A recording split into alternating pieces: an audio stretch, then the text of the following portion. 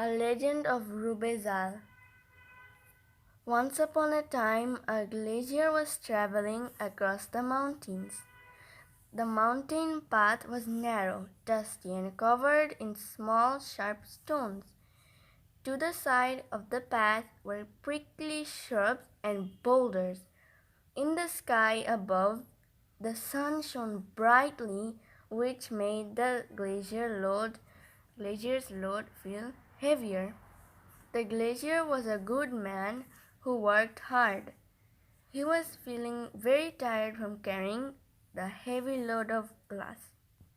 So he began to look about for a place where he could rest. Rubezahl, a mountain sprite, had been watching the glazier for some time.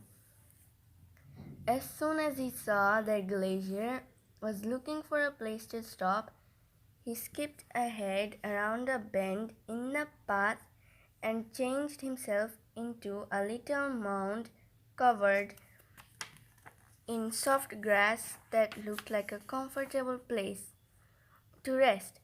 When the glazier discovered the mound in his way, he smiled and feeling well pleased. He put down the glass and set himself down. "Ah, that's better," he said, but his joy was not to last. After just a few minutes, the mound vanished from under him so rapidly that the poor glazier fell to the ground with his glass. The fall smashed the glazier's glass into thousand pieces. The poor fellow arose from the ground and looked around him, but the mound of earth had disappeared. The glazier began to wail and groan bitterly. Oh no, my family will go hungry." He sighed with heartfelt sorrow over his bad luck and looked in dismay at the glass shards scattered around him. How was he going to earn any money? After a while, the glazier started once more on his journey. He walked slowly with his head down and a frown on his face. At this point, Rubezahl, the mischievous mountain sprite, quickly disguised himself as a traveler. He walked up a side path and greeted the glazier. "Hello, my good man." The glazier tried to smile, but his worry and disappointment was plain to see on his face. Rubezahl spoke to him. "Why do you look so sad on this sunny day? What has given you such great sorrow?" The glazier told him the whole affair, how that being weary he had seated himself upon a mound by the wayside, how it had suddenly disappeared from under him and broke to pieces his whole stock of glass, which was well worth at least $8. "I don't know how I am going to recover this loss," he wailed. This compassionate mountain sprite comforted him. He confessed who he was and told him that he himself had played the trick. "Don't worry and be happy, for I will help you get your money back," he told him. The astonished glazier agreed to do as Rubezahl said. As the glazier watched in amazement, Rubezahl transformed himself into a donkey. He told the glazier to take him down the path to the mill which lay at the foot of the mountain, and to sell him to the miller. Rubezahl made the glazier promise to be sure to leave with the money as quickly as possible.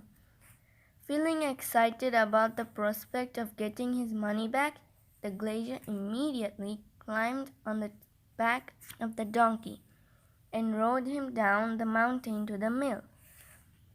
The miller was a cruel man who had cheated many poor people over the years.